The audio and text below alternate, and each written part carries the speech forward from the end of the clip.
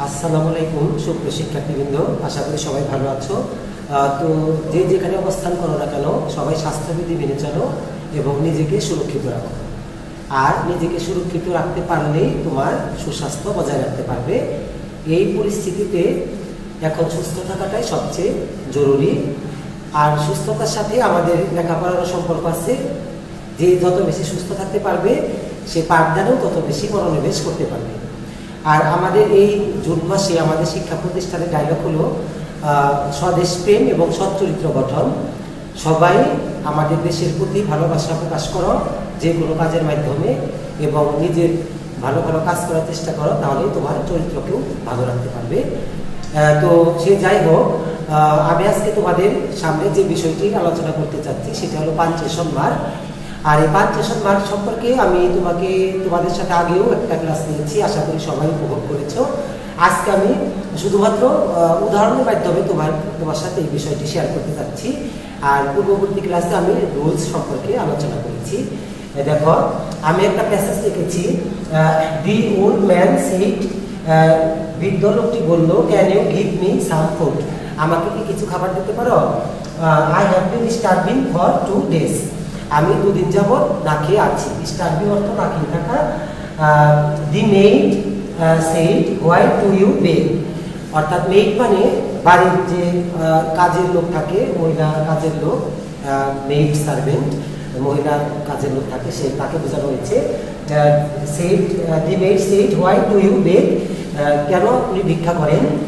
Can not you work, আপনি কি কাজ করতে পারেন না? No I am unable to work, said the old man. বৃদ্ধ লোকটি উত্তর দিল, না, আমি কাজ করতে অক্ষম। দেখো, এখানে কিন্তু ক্যাপিটাল লেটার বা পাঞ্চেশন মার্ক কোনো কিছু দেওয়া নেই। তাহলে তোমাকে এই প্যাসেজটা রিরাইট করতে হবে, অর্থাৎ পুনরায় লিখতে হবে এখানে ক্যাপিটাল লেটার ইউজ করি এবং প্রয়োজনীয় পাঞ্চেশন মার্ক ইউজ করি। তাহলে চলো আমরা এই বিষয়টি সলভ করি। আমরা জানি যে প্রথমে বড় হাতের হয় একটা সেন্টেন্সের যে প্রথম ওয়ার্ডটা থাকে সেটার প্রথম লেটারটা অবশ্যই ক্যাপিটাল লেটারে হবে। আর ক্যাপিটাল লেটার ইউজ করার অনেক নিয়ম আছে। দেখো, এখানে দি ওল্ড ম্যান, তাহলে অ্যান্সার হবে দি। দেখো, দি আমি কিটা বড় হাতে লিখেছি, তাহলে দি ওল্ড ম্যান সেড। যখন আমরা কমার ব্যাপারটা আলোচনা করেছিলাম তখন বলেছিলাম আমরা কথা বলার সময় বা লেখার সময় যেখানে একটু থামতে হয় সেখানে কমা দিতে হয়। তাহলে the old man said, can you give me some food, এইভাবে কিন্তু বললে আমাদের ভুল হবে। আমাকে বলতে হবে the old man said, can you give me some food, অর্থাৎ আমাকে এখানে একটু থামতে হবে, অর্থাৎ এখানে কমা দিতে হবে। আর কোনো ব্যক্তির উক্তিকে যখন বোঝানো হবে তখন সেটাকে আমরা ইনভার্টেড কমার মধ্যে আটকে দিব, অর্থাৎ কোটেশন মার্ক বা ইনভার্টেড কমা। এখানে বলা আছে the old man said, can you give me some food, অর্থাৎ বৃদ্ধ লোকটি বললো যে আমাকে কি কিছু খাবার দিতে পারো। তাহলে এই কথাটা কিন্তু ওই বৃদ্ধ লোকটার কথা, যে কারণে ওই বৃদ্ধ লোকটার যে কথা বলেছে ওই কথাটাকে বা ওই সেন্টেন্সটাকে আমরা কোটেশন মার্কের ভিতরে আবদ্ধ করে নেব। দি ওল্ড ম্যান সেড, আর এটা যেহেতু আবার বড় হাতের হলো ক্যান, তাহলে সিটা অবশ্যই বড় হাতে হবে। আর এখানে ইনভার্টেড কমাটা তোমার শুরু হবে, can you give me some food. তাহলে দেখো, বৃদ্ধ লোক বলেছে can you give me some food, আমাকে কি কিছু খাবার দিতে পারো? এখন তোমার কাছে আমার প্রশ্ন হলো, can you give me some food, এটা কি কোনো প্রশ্ন করেছে নাকি অন্য কোনো কথা বলেছে? এই সেন্টেন্সটার দ্বারা কিন্তু একটা প্রশ্ন করাই বোঝানো হয়েছে, কারণ ক্যান হলো হেল্পিং ভার্ব, ক্যানটা সাবজেক্টের আগে আছে এবং সাবজেক্টটা পরে আছে। ক্যান ইউ গিভ মি অর্থাৎ আমাকে কি দিতে পারো, যে কারণে এখানে একটা প্রশ্নবোধক চিহ্ন তোমাকে অবশ্যই দিতে হবে। এখন দেখো, বৃদ্ধ লোকটা কিন্তু এই কথাটা বলে সে থেমে যায়নি, পরবর্তীতে সে আবার বলেছে I have been starving for 2 days, আমি 2 দিন যাবৎ না খেয়ে আছি। কোনো লোক যখন তার কথা একটা মাত্র বাক্যের মাধ্যমে বা সেন্টেন্সের মাধ্যমে শেষ করে দিবে তখন একটা বাক্যকে আমরা ইনভার্টেড কমা দিব, মধ্যে রাখবো। আর যখন সে 2-3টা লাইনের মধ্যে শেষ করবে তখন 2-3টা লাইন বা সেন্টেন্স মিলে আমরা একবারই ইনভার্টেড কমা ইউজ করব। তাহলে বৃদ্ধ লোকটি এখানে 2টো সেন্টেন্সের মাধ্যমে তার মনের ভাবটা প্রকাশ করেছে, যে কারণে 2টো সেন্টেন্সকেই আমরা একটা ইনভার্টেড কমার মধ্যে আবদ্ধ করে নেব। তাহলে আমি লিখবো আই হ্যাভ বিন, আবার একটা নতুন লাইন, যে কারণে এখানে আইটাও ক্যাপিটাল লেটারে হবে, আই হ্যাভ বিন। আচ্ছা, আই হ্যাভটা কিন্তু সংক্ষেপে লেখা যায়, আমি সংক্ষেপে লিখি, এখানে অ্যাপোস্ট্রফি কমা দিয়ে ভি, উচ্চারণটা হবে আই, বা আই হ্যাভ বিন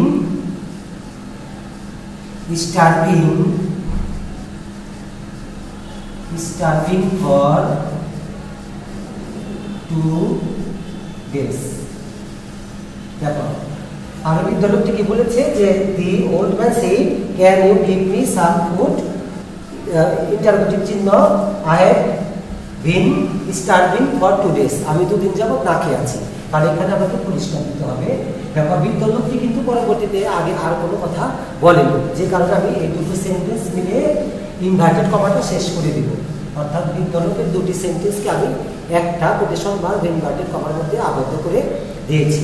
এখন দেখো পরবর্তীতে the maid said why do you beg, এখন ওই মেড বললো বা পরিচারিকা, মহিলা পরিচারিকা যে আছে বাড়ির, সে বললো যে কেন আপনি ভিক্ষা করেন। তাহলে এখানে কিন্তু আবার বলা হবে দি মেড সেড, তাহলে এখানে একটা কমা হবে, এটা নিয়ম তুমি জেনেছ, এটা একটা কমা হবে, যে দি মেড সেড, যেহেতু প্রথমে আছে আর উক্তিটা পরে আসছে, তাহলে এখানে কমা হবে। দি মেড সেড কি বলেছে, হোয়াই, আবার ইনভার্টেড কমা শুরু, ডাব্লিউটা বড় হাতের, হোয়াই ডু ইউ বেগ। দেখো হোয়াই ডু ইউ বেগ, কেন আপনি ভিক্ষা করেন, এখানেও কিন্তু একটা প্রশ্ন করাই বুঝিয়েছে, কারণ এখানে টু হেল্পিং ভার্ব আর ইউ হলো সাবজেক্ট, আর ডাব্লিউএস কোশ্চেন হোয়াই কেন জানতে চাওয়া হয়েছে, যে কারণে হোয়াই ডাব্লিউএস কোশ্চেন প্রথমে বসেছে, ডাব্লিউএস কোশ্চেন হেল্পিং ভার্ব, তারপর সাবজেক্ট, তারপর মূল ভার্ব।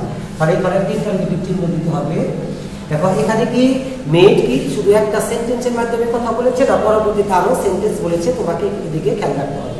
কি বলেছে, the maid said why do you beg, আবার বলেছে ক্যান নট ইউ ওয়ার্ক, আপনি কি কাজ করতে পারেন না। তাহলে কিন্তু এখানে আমি ইনভার্টেড কমাটা শেষ দিব না, কারণ পরে সে বলেছে ক্যান নট ইউ ওয়ার্ক, আপনি কি কাজ করতে পারেন না, আরেকটা প্রশ্ন করেছে। অর্থাৎ আমাকে আবার লিখতে হবে এই ক্যান নটকে আমি একসাথে অ্যাপোস্ট্রফি কমা দিয়ে ব্যবহার করতে পারি, CAN অ্যাপোস্ট্রফি কমা T, অর্থাৎ কান্ট। ক্যান নটটাকে আমি ব্রিফ ফর্ম অর্থাৎ সংক্ষেপে লিখলাম কান্ট ইউ ওয়ার্ক, আপনি কি কাজ করতে পারেন না। তাহলে এখানে প্রশ্ন করা হচ্ছে, এখানে আরেকটা প্রশ্নবোধক চিহ্ন দিলাম আর ইনভার্টেড কমা শেষ করে দিলাম, কারণ ওই মেয়েটির কথা এখানে শেষ হতো। এখন দেখো ওই মেয়েটির কথা শুনে বৃদ্ধ লোকটি আবার কিছু বলেছে, বৃদ্ধ লোকটি উত্তর দিয়েছে no I am unable to work, না আমি কাজ করতে অক্ষম, আনএবল মানে অক্ষম, আমি কাজ করতে পারি না, আমি কাজ করতে অক্ষম। সেড দ্য ওল্ড ম্যান, এখন দেখো এখানে কিন্তু সেড দ্য ওল্ড ম্যান শেষে আছে, কিন্তু তার কথাটা আগে আছে। আমি বলেছিলাম যদি সেড বলো, আস্কড বলো, রিপ্লাইড বলো, এগুলা যদি সেন্টেন্সের পরে থাকে তাহলে সেখানে ফুল স্টপ হবে, আর আগের বাক্যটাতে আগের সেন্টেন্সটাতে কমা হবে, আর প্রশ্নবোধক হলে তো প্রশ্নবোধক হবে, এক্সক্লামেটরি হলে এক্সক্লামেটরি হবে। যেহেতু এখানে বলছে no I am unable to work, এখানে কোনো প্রশ্ন বা এক্সক্লামেশন মার্ক প্রকাশ করা হয় নাই, যে কারণে এখানে তোমাকে অবশ্যই কমা ব্যবহার করতে হবে। যেমন উত্তর দিল কি নো, তাহলে কিন্তু এখানে আবার ইনভার্টেড কমা শুরু, নো লিখে একটা কমা দিতে হবে, কারণ কেউ আমাকে প্রশ্ন করলে আমরা যখন উত্তর ইয়েস বা নো দেই তখন একটু থামতে হয়, যে কারণে এখানে নো লিখেছে। নো দেখে কিন্তু আমি ইনভার্টেড কমা শেষ দিব না, কারণ পরবর্তীতে বৃদ্ধ লোকটি আরো কথা বলেছে, no I am unable to work. তারপর কি বলেছে, no I am unable to work, অর্থাৎ না আমি এখানে লিখি no I am unable to work, সে বলছে না আমি কাজ করতে অক্ষম। তাহলে কি বলেছি এখানে এখন আমি কি দিব, প্রশ্ন তো নাই, এখানে প্রশ্ন করা হয়নি, এখানে জাস্ট কোনো আশ্চর্যবোধক কোনো কিছু হয় নাই, এখানে আমরা সাধারণত ফুল স্টপ দেই। কিন্তু আমার কথা হলো যে আমি বলেছি যদি সেড বলো, আস্কড বলো, রিপ্লাইড বলো, যদি কথা বলার পরে থাকে, আগে অন্য একটা সেন্টেন্স থাকে, তারপরে যদি সেড থাকে, তাহলে এর সাথে যে সেন্টেন্সটা থাকবে সেটার মধ্যে আমি ফুল স্টপ দিব, আর আগের সেন্টেন্সটাতে আমি কমা ব্যবহার করব, যেহেতু এটা প্রশ্নবোধক বা এক্সক্লামেটরি সেন্টেন্স নয়। আর এখানে আমি কমা দিব, আর পরে লিখব সেড দ্য ওল্ড ম্যান। দেখো এখানে কিন্তু আমি এখন কমা ব্যবহার না করে ফুল স্টপ দেব, কারণ সেড দ্য ওল্ড ম্যান পরে আছে আর I am unable to work এটা আগে আছে। যদি এরকম থাকতো দি ওল্ড ম্যান সেড, তাহলে এখানে কমা হতো, আর no I am unable to work এখানে ফুল স্টপ হতো। দেখো এখানে ইনভার্টেড কমা শেষ করে দিতে হবে, no comma I am unable to work. তাহলে দেখো আমি পুনরায় আবার রিপিট করছি, তাহলে কি হলো, the old man said comma can you give me some food, প্রশ্নবোধক, আমাকে কিছু খাবার দিতে পারেন। সে আবার বলেছে আই ক্যান করতে হবে আই, আর আলাদা লিখলে I have been starving for 2 days, বা I have been starving for 2 days। তাহলে শেষ এখানে প্রশ্ন ছিল বলে ইন্টারোগেটিভ চিহ্ন দিয়েছি, আর এখানে শেষ করেছি ফুল স্টপ দিয়ে, দুটো সেন্টেন্স মিলে আমি ইনভার্টেড কমা দিয়েছি। আর মেড বললো the maid said comma why do you beg, প্রশ্ন কান্ট ইউ ওয়ার্ক, আপনি কি কাজ করতে পারেন না, কান্ট ইউ ওয়ার্ক, অর্থাৎ এখানে ভুল হচ্ছে, এখানে আবার আরেকটা প্রশ্নবোধক চিহ্ন দিতে হবে, কারণ সেটাও প্রশ্ন করেছে, ক্যানটা হেল্পিং ভার্ব আগে আছে, আর কান্ট ইউ দুটো এখানে দেখা হয় নাই, সরি কান্ট ইউ, এখানে ইউ হবে, কান্ট হেল্পিং ভার্ব তার সাথে not you, can't you work, প্রশ্নবোধক চিহ্ন said the can't you work, sorry আমি ওখানে চলে গেছি কেন, এখানে হবে, এখানে ঠিক আছে, কান্ট ইউ ওয়ার্ক, প্রশ্নবোধক চিহ্ন ইনভার্ট কমা শেষ, আবার ইনভার্ট কমা শুরু, নো বিদ্যালয় বলছে no I am unable to work, প্রশ্নবোধক চিহ্ন said the old man, said শেষ আছে বলে এখানে ফুল স্টপ দিয়েছি। আর এখানে সরি এখানে আগে ঠিকই ছিল, অর্থাৎ I am unable to work, এখানে অবশ্যই কমাই হবে, আমার ভুল হয়েছিল, সরি। তাহলে দেখো আশা করি তোমরা আজকের এই পাঞ্চুয়েশন মার্ক কিভাবে প্যাসেজ আকারে থাকলে তুমি ক্যাপিটাল লেটার এবং পাঞ্চুয়েশন মার্ক ইউজ করে প্যাসেজটা রিরাইট করবে, অর্থাৎ পরীক্ষা অ্যান্সার করবে, তা শিখতে পারলে। বই অনেক উদাহরণ আছে বা আমি নোট দিয়েছি, আশা করি সবাই বুঝতে পেরেছো এবং পরবর্তীতে তোমাদের কোনো সমস্যা থাকবে না।